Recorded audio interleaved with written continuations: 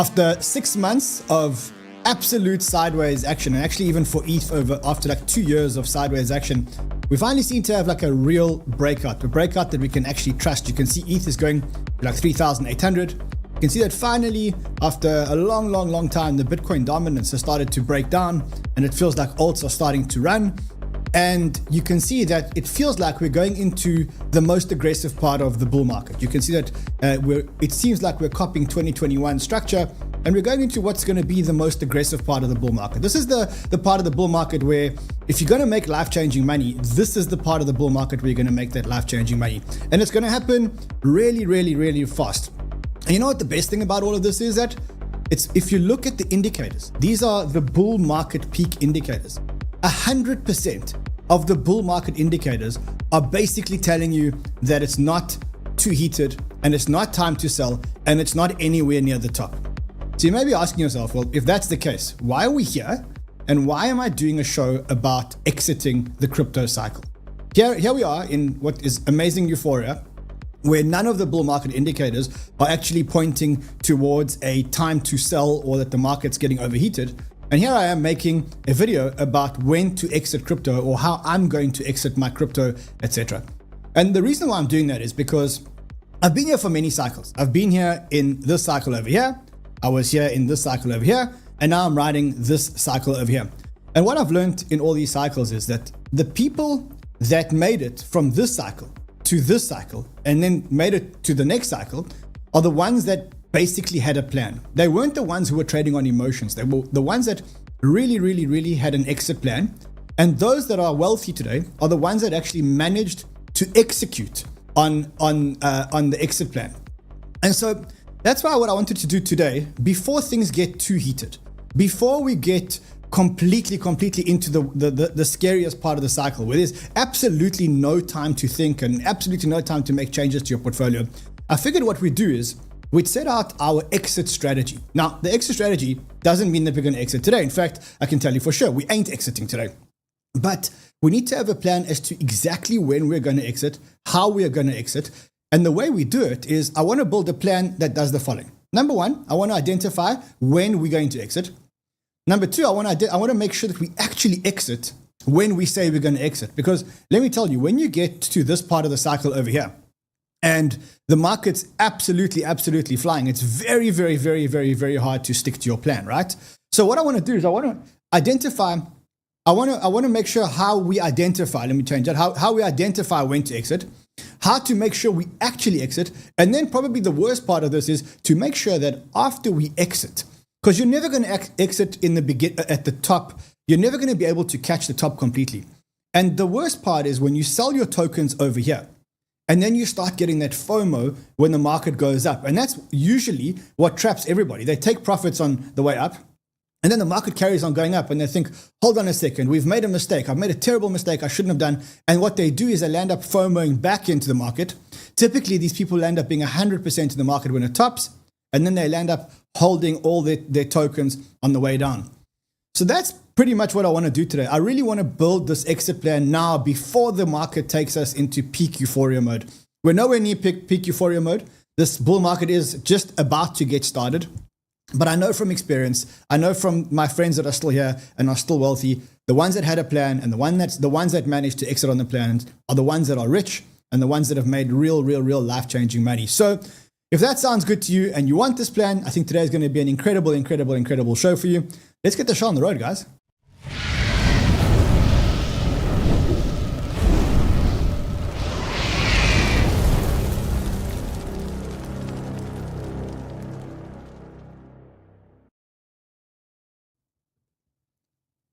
I know what you're thinking. Here he is making an exit plan, but just trust me on this. I've been here for a long time. I've made and lost a lot of money in crypto, and I could have made and kept a whole lot more money in crypto if I just had a plan. But it's not enough to actually have a plan. You actually need a plan to execute on your plan. And that's actually what I'm going to show you today, which is going to be a big thing. At the end of this video, I'm going to show you the biggest trick of all the tricks. The one trick that's going to make you more successful than anybody else in this market after I've broken down this framework for you, I'm going to show you that one big trick. So it's going to be a great show today. Guys, if you could, I'd really appreciate it if you could smash the like button. Here I am, bring you crypto love and crypto wisdom. I still can't actually feel my face. Apparently by tomorrow it should be fine. Who knows? Anyway, let's talk about crypto market cycles, because if you want to know when to take profits, or if you want to build a credible plan, the first thing you have to do is you have to understand crypto market cycles. And for that, I guess it's pretty easy to understand crypto market cycles.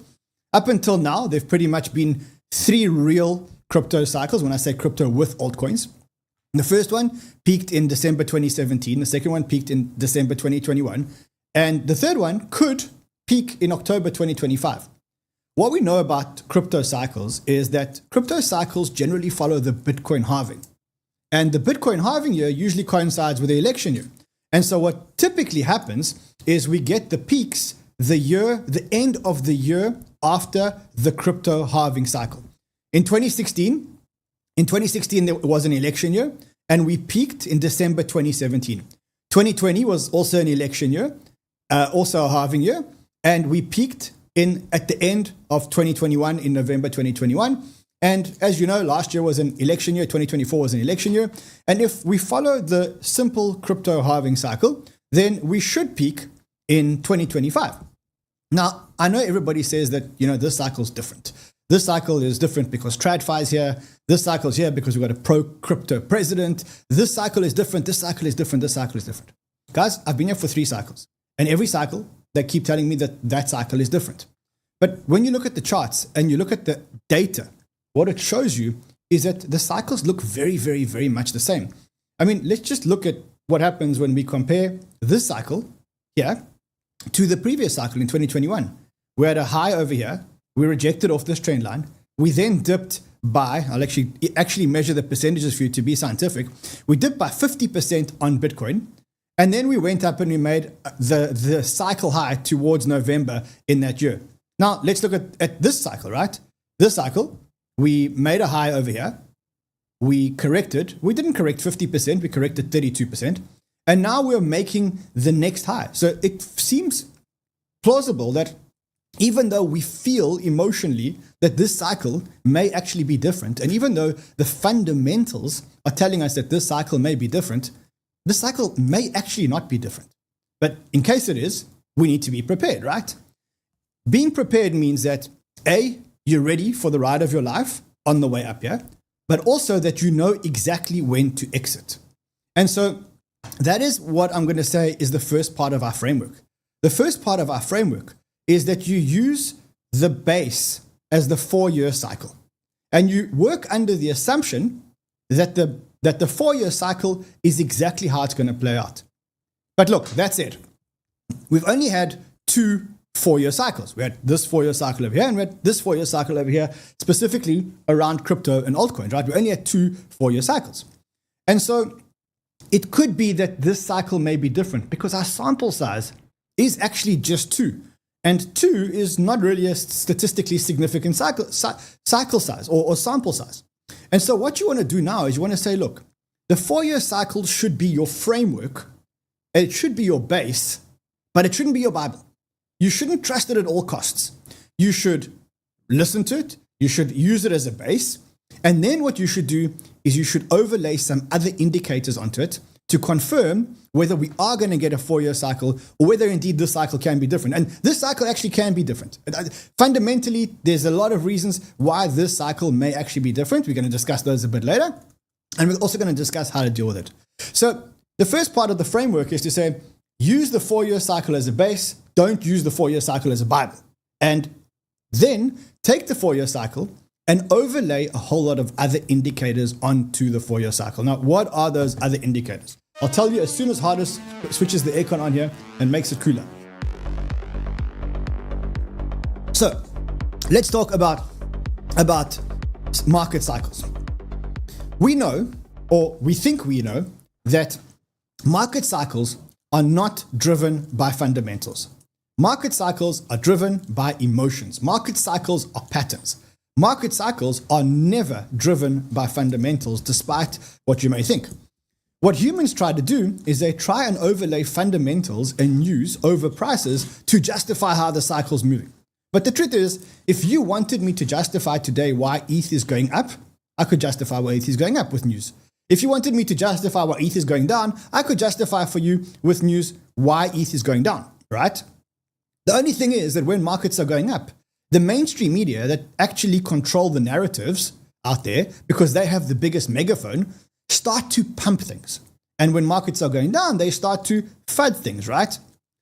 Ultimately, though, I can tell you that fundamentals have very little to do with market cycles, right? They have very, very, very little to do with market cycles.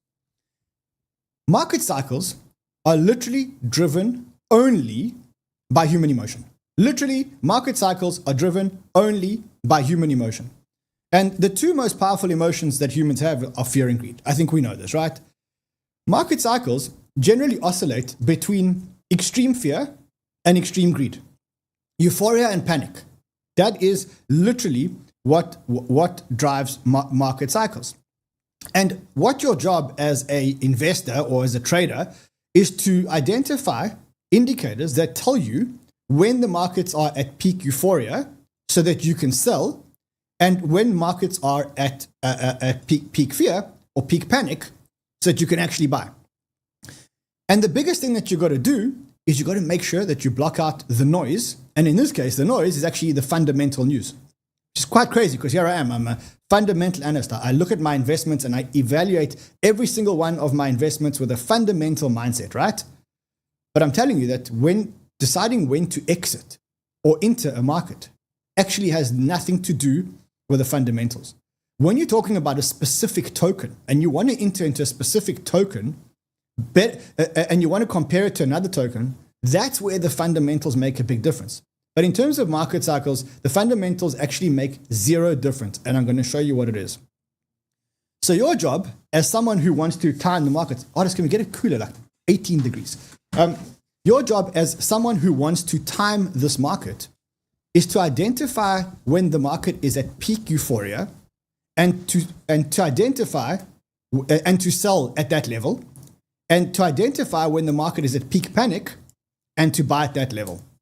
Now, for that, there are basic indicators. The most basic indicator is the crypto fear and greed. And if you look here, there's a whole lot of other indicators. There's I think this has got 30 indicators. This one has 30 indicators that tell you when you are at peak fear or peak greed. That's all these bull market peak indicators are telling you. They'll tell you nothing but whether you are in peak fear or in peak greed. That's it. That's what all top indicators are about.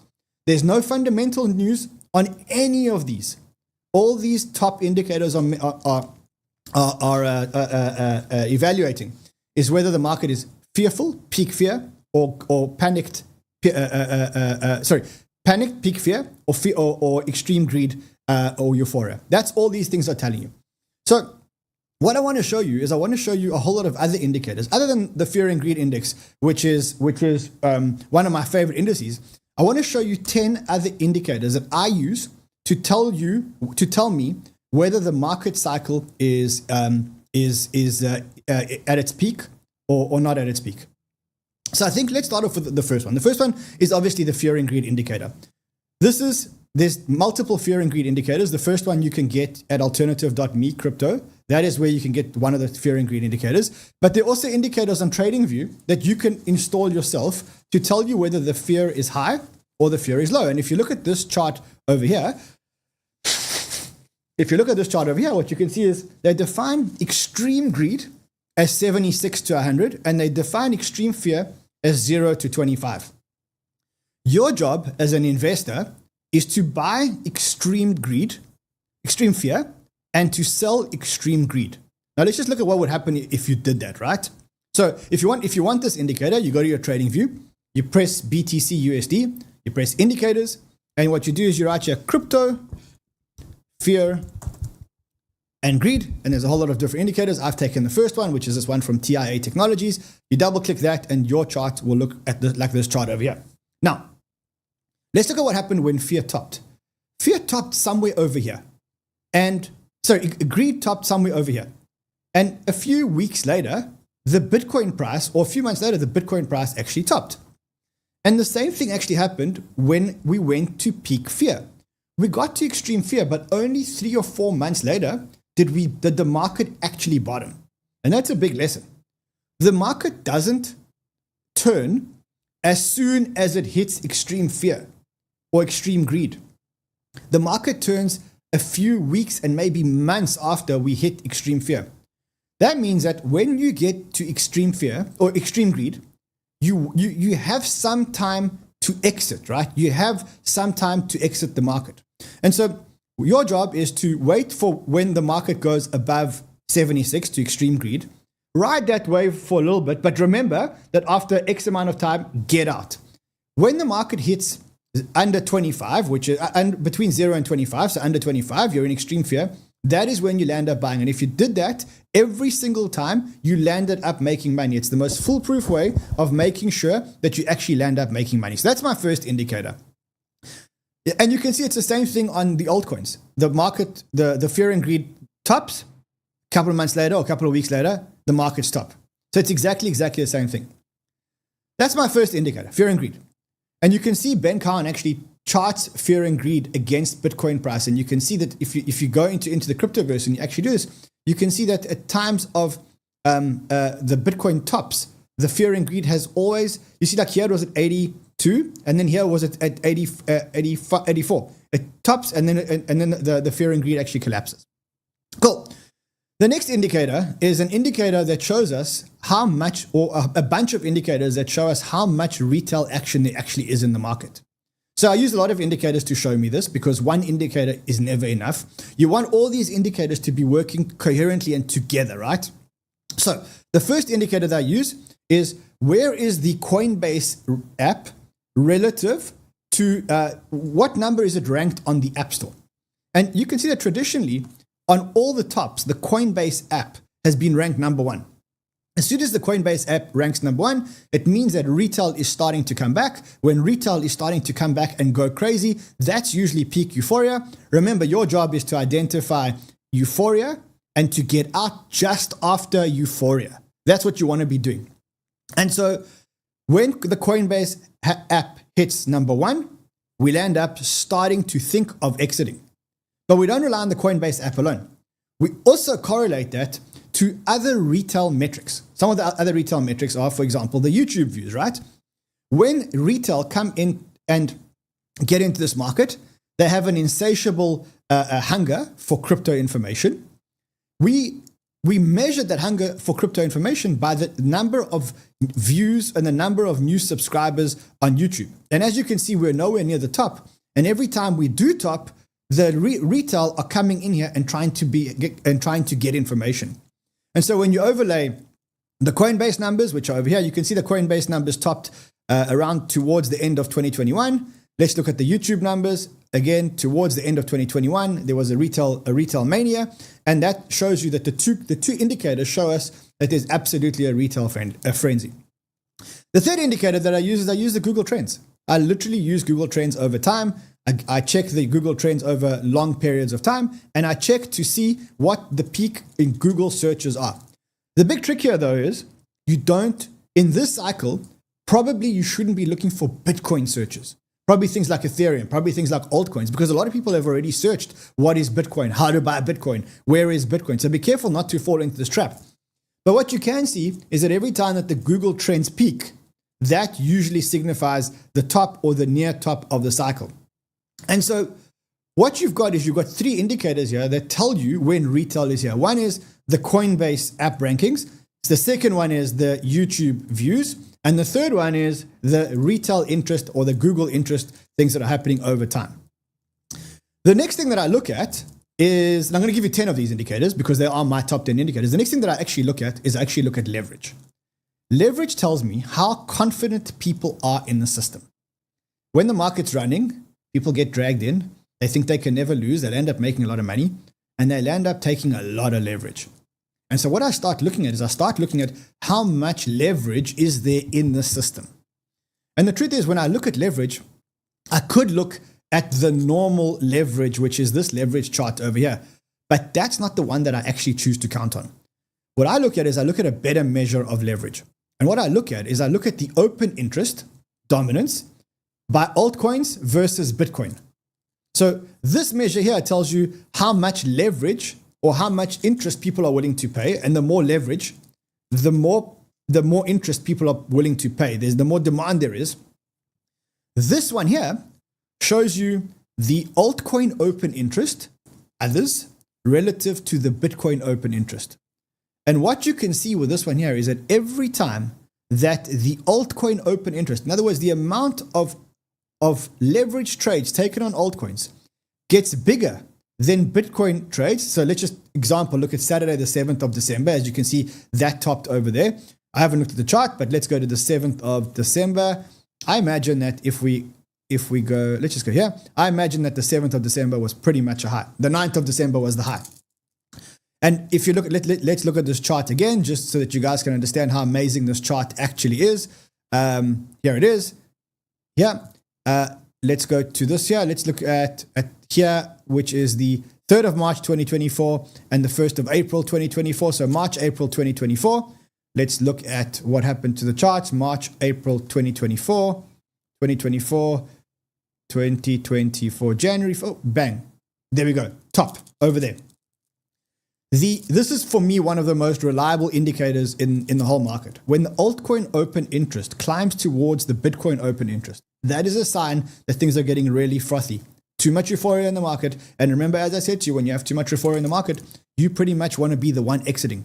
The good news is that, well, no, we're nowhere near there. We're actually in the beginning of the uptick, which means that we've got so much to go, which is amazing. But remember, we're building a plan here to get out. All right. The next thing I look at is I look at the Pi cycle indicator.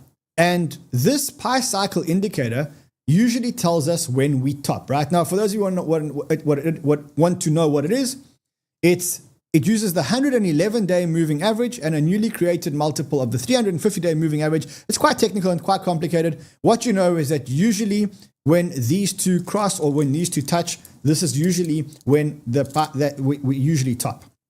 This is another one of those indicators. It's available in a lot of places. This one I'm using is from Bitcoin Pro magazine. Then there's another indicator. This indicator is called the BTI indicator. And what the BTI indicator is just an indicator of all the other indicators. And what you can see is that usually it tells you when we're going to top. Now, again, you can do this by going to TradingView and just going BTI indicator. Okay, click that over there, and then you're going to get, or you can click any one of these, but just click that one over there, and then you'll get this over here. And that tells you usually when there is going to be a cycle top. There's also another indicator that you can look at here, and this is what they call the Bitcoin historical risk levels. This is an indicator that was actually created by Ben Cowan. He says this chart for the risk metrics, the total market cap, the purpose of this risk metric is not to predict tops or bottoms, but rather to identify risk areas. And as you can see, it says here, the formulas for creating the metrics are unpublished and only known to Ben Cowan. So we use Ben Cowan's risk indicator. We also use Ben Cowan's valuation versus a trend line indicator, which shows us how much crypto assets are overpriced versus the trend line. And right now we're at 100% fair value, but usually we top when these things go a lot above the fair value. Here, 800% above fair value. Here, 1,500% above fair value, right? So what you can see is, again, an amazing sign here. We're not even at fair value yet. So we're still a long way to go, and we're nowhere near selling, but we'll know when it is time to sell.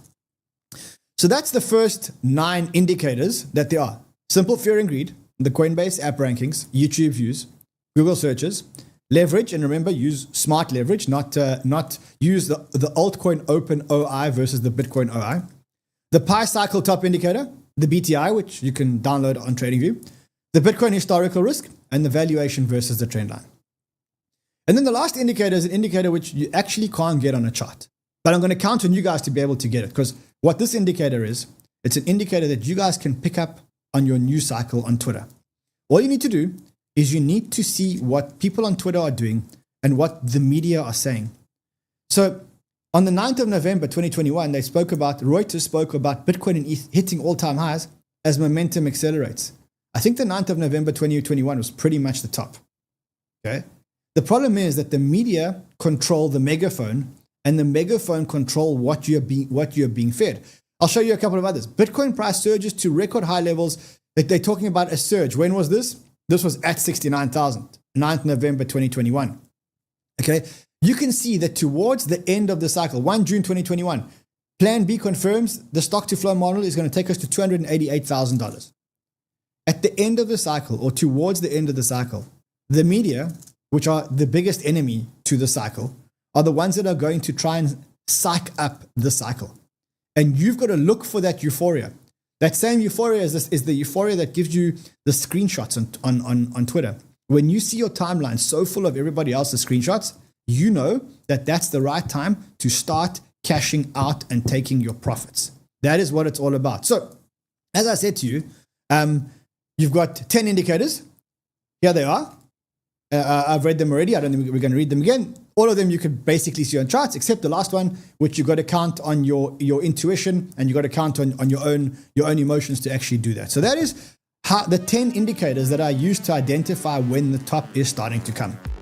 Now, once I've done that, once I've seen the top 10 indicators, I confirm it. I personally confirm it with one extra indicator. And that indicator for me is an indicator on the chart, which is called the EMA 21. Okay, so again, it's an exponential moving average 21. And what I know about the EMA 21 is that every time the cycle ends, the chart goes through the EMA 21 and actually breaks below it. And for me, this is like the final line. Like if I see that the charts are heading towards the EMA 21 with an acceleration, and all these other 10 or majority of these other 10 indicators have been done, then I know pretty much that it's time to exit.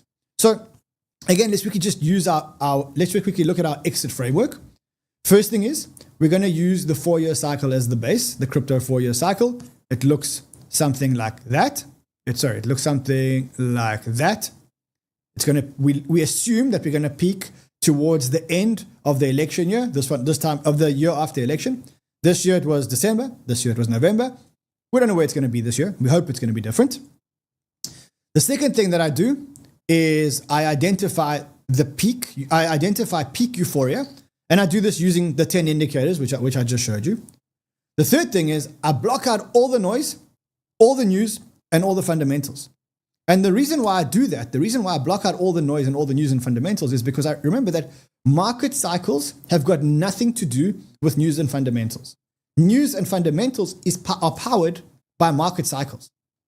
And so you're literally just trying to find the top of greed and the bottom of fear. That's pretty much all you're trying to do. It's got nothing to do with noise, nothing to do with news, and nothing to do with fundamentals. Then you can confirm it using the charts. And then we go into the last part. And the last part is probably the most important part. That's changing your mindset. Because the truth is that the majority of the problems that all traders have, it's got nothing to do with the charts, and it's got nothing to do with the prices, and it's got nothing to do with surprises. It's just got to do with your mindset. And the reality is that the truth is that I've been here for multiple cycles. And in those cycles, I realized what the issues that I had in my mindset were. And I really want to show you guys 2 or 3 things that really helped me change my mindset to make sure that I was going to exit, that I'm going to be able to exit the top. So again, I'm reminding you that cycles are all about human emotion, and you've got to learn to manage your emotion. And there's 2 tricks that I can teach you about managing your own mindset. And I'm going to show you how to deal with the FOMO. The first thing is, when you're in the cycle, just accept the fact that you're not going to take all the chips off the table. And that's actually okay. Because what I'm finding is that, or what I found in my first cycles was that I always wanted to catch the top and I always wanted to catch the bottom. And the problem with that is that you land up holding too late, or you land up buying too late, or you land up selling too late. The best thing that can happen to you as a trader, the best thing that can happen to you as a trader is that you exit the market here. That's the best thing that could ever happen to you, because you ain't going to exit here. And the truth is that most of you are actually going to exit somewhere over here if you land up exiting at all. My experience is that most people actually don't land up exiting, and then they land up becoming multi-cycle investors when they didn't want to become multi-cycle investors. So you need to learn that it's okay that you're not going to take all the chips off the table. And you need to learn that it's okay, that you need to be okay with that. Because otherwise what lands up happening is that you'll end up trying to buy back into the market. You think you sold here. Oh no, but this cycle is going to be different. Let me buy it back. You'll end up buying it back here. Hey, you make a bit more money. I was right. I'm going to hold it. This cycle is different. Bang, you get flashed out. You'll end up holding on for the next cycle. What I recommend you do is you change your mindset in two ways. The first thing, it's okay that you don't take all the chips off the table. Leave some profit behind, but walk away with profit, because most investors in crypto actually land up with no profit. Trust me. They land up making tons and tons and tons of profit on paper in this part of the cycle. But I promise you, and in fact, there's a statistic that more people have actually lost money in crypto than have made money in crypto. And the difference between the people that have lost money and made money in crypto is there's one cohort of people that are happy to exit and not to take all the profits. And there's another cohort of people that really want to sell the top and really want to buy the bottom. Those guys don't survive. The next change in mindset is to realize that you're actually not competing with anyone. It's your cycle. It's your cycle with your goals, with your ambitions, with your money. Your ambitions and my ambitions could be completely different. The problem is that if I start posting things on Twitter and you see what I'm posting on Twitter, then it becomes a competition. You also want to get a 10x. You also want to get a 100x. You also want to triple your money. You also want to trade meme coins. The problem is you don't know how to. The problem is that you're not as wealthy or as poor as the next person. Remember one thing, guys. This is your cycle. You're not competing with anyone. And all these competitive tweets and these screen shares, that's usually people who get flashed out. I mean, just look at James Wynn. He shared every single one of his screen shares, making $10 million, $20 million. The guy's pretty much almost broke now. This is your cycle. If you can change your mindset to take your chips off the table early, and it's okay not to buy the bottom. You can buy a little bit late or even a bit early. As long as you feel you're getting value, that's great. And if you can change your mindset not to compete with all these other people, your friends, your family around you, me, Sheldon, this is your cycle. It's your plan. It's your money. It's your ambitions. It's your timeline. It's your risk tolerance. And it's very different from my risk tolerance. That will, if you can do these two things, you will win the cycle. I promise you that. Now, the last thing that I want to address, let me know if you agree with me there. The last thing that I want to address here is probably the hardest thing in the world. And what it is the FOMO. Because I'm just like you guys. When I sell here, I can't, because I've got such FOMO that I'm going to miss the last leg up. And then when I do sell, I always land up buying back because I feel like I sold too soon or I missed the train. And I think the biggest part of that is to learn to manage the FOMO. And I want to actually show you a framework that I use to manage FOMO. Okay, so this is the framework around managing FOMO. And this is pretty much, in my mind, probably the best way to deal with FOMO. So the first thing is leave chips on the table. Always. Okay, when I say leave chips on the table, always. Don't fully exit. You've hit a good token, take some profits, take some more profits, take some more profits, but don't fully exit. Because if you don't fully exit, you always feel like you're getting some of the upside, maybe not all of the upside. So as an example, if you want to sell your Bitcoin and you want to sell your Bitcoin at 150,000, let's say, start selling at 140,000. Okay, hold some Bitcoin to 150,000. So if it does go to 150,000, you still think to yourself, you know, I'm still on the train. Maybe I'm not as heavy as I was, but that's what you call risk management. And ultimately, remember, it's all about the money that you keep, not about the money that you make. Okay, so that's the first thing. The second thing is take intra-cycle trades. You know why? Because generally, if you feel like you have FOMO, what you can do is you can actually just trade fear and greed. What I mean by that is, if you feel like you've missed the boat and fear and greed is low, take a trade, buy anything when fear and greed is low, and just wait for fear and greed to go up again, because it goes up inevitably. And I call that an intra-cycle trade. The reason why those are important is because you can see that even within cycles, Bitcoin has its ups and downs, right? I'll show you this in the 𝗏𝗏. I think it's much better, but up, down, up, down. Now here, the fear and greed goes up and down. So what you could have done is you could have sold some here and then bought them back here because you're doing intra-cycle trades, right? So one of the frameworks that I use to deal with my FOMO is I actually take intra-cycle trades. And that way, even though I may have sold some tokens, I know I'm going to buy them back and make the same amount of money when the cycle actually turns. Third thing, ladder your exits over time. And you see I've made time in bold and in capital. Why? Don't worry about price targets. Worry about time targets, because as you can see, the crypto cycle is all about time. If you think we're going to peak in October, start selling in September. 10% in September, 20% in October, 30% in November, 10% in December, whatever you want to exit. Exit over time. That way you won't get a lot of FOMO, right? Because you're not just selling everything when you hit a certain price point. You're saying, hey, I'll sell a bit here, I'll sell a bit here. That way you're still in on the train. Lastly, the last one goes into this one over here, which says, leave your chips on the table always. But then what I'm also saying here is move into multi-cycle investments. Now, what I mean by multi-cycle investments, there's some tokens that we're all invested in that are definitely going to make it multi-cycle. Bitcoin, ETH, Solana, they've been here for a long time. They're not going anywhere. They're going to be a multi-cycle. There are other tokens that, who knows if they're going to be a next cycle. I mean, I don't know if 𝗙𝗔𝗢𝗡𝗥𝗧 𝗥𝗡𝗥 is going to be a next cycle, but I'm certainly holding 𝗙𝗔𝗢𝗥𝗡𝗥𝗧 now. And there's a whole lot of others that I'm holding, which I'm not sure are going to be here multi-cycle.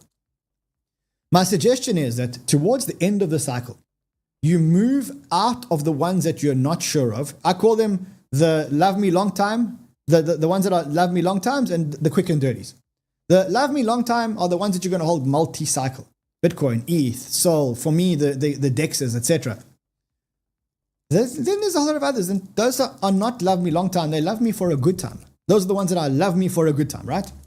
The ones that are love me for a good time, I exit at the end of the cycle and I move them into multi-cycle investments. And the reason why I do that is because even though Bitcoin had a massive crash over here, like it went from its high of 69,000, it went all the way down to 20,000, if I remember correctly, to 16,000. If I look at it now, because it's a multi-cycle asset, what I know is that in the next cycle, it's going to get higher. And then it just becomes a waiting game.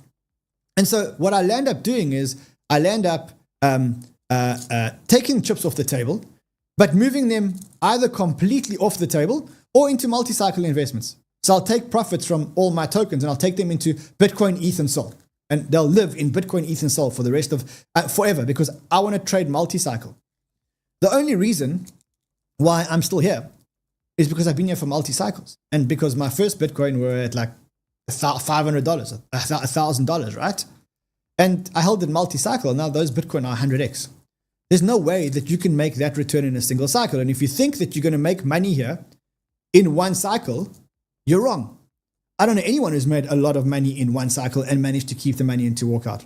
Ultimately, you're going to become a multi-cycle investor in crypto. Promise you, I've been in crypto since 2015. It's been the quickest and most fun 10 years of my life.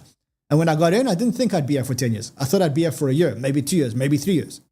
And so the game that you need to play is you need to play a multi-cycle game. Towards the end of the cycle, move into multi-cycle investments. That way, you won't be out of the market. Because you're not out of the market, guess what? You're not out of the market, and therefore you don't get as much FOMO. So, that is our framework. Remember, we're not chasing fundamentals, we're chasing a market cycle, that's it. And the framework, or the way to do it, is literally to use the 4-year cycle as the base. Identify peak euphoria using the indicators that I showed you. Block out all the noise, all the fundamentals, all the Twitter, everything else.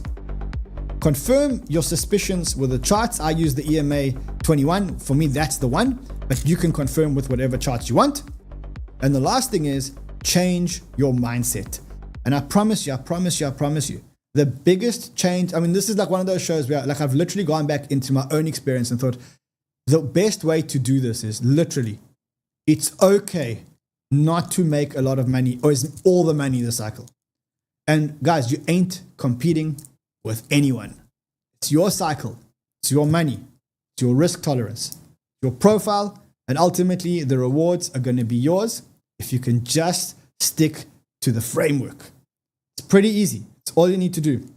Now, really what I recommend you do is save this video. I'll remind you to, or remind yourselves to come back to this video. You know what the best way is? Share this with a friend of yours that's in crypto and just tell him to remind you of this video when the market's getting heated again.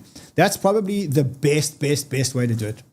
And if you've enjoyed this video, then do me a favor, smash a like. If you're not already subscribed to our channel, subscribe to our channel. Remember also that if you're not already in a good portfolio, we've managed to organize a free deal for you guys, literally free deal, where you guys can keep the money in your own portfolios and you can copy trade all of our portfolios. We have an ETH portfolio, which is 54% up. We've even made it per exchange, like the ETH on OKX, ETH on Coinbase. There's a Soul Bull, which is up 30%. If there's a link over here, you can go to this link. You can sign up with this link over here and use the Crypto Man Ran coupon code because that'll make it free for you guys. That'll make it absolutely free for you guys. Anyway, on that note, again, I say I'm very bullish. I think we're just in the beginning. The indicators have told me we're just in the beginning. There's not a single indicator that's telling us that this market's overheated. I think we're in for an amazing bull market. I'm going to be back here tomorrow. I'm going to be bringing you a bull market video. I'm going to be bringing you crypto love, crypto wisdom, a whole bunch of absolute degen altcoins. We're going to look at the bubbles. We're going to have a lot of fun. But I needed to bring you this video today because I know that when the market gets extra heated, we're going to get lost. We're going to get really lost. And I don't want you guys. I want you guys to make a lot of money and I want you guys to keep a lot of money. So I'll see you guys again tomorrow. Until then, trade well, my friends.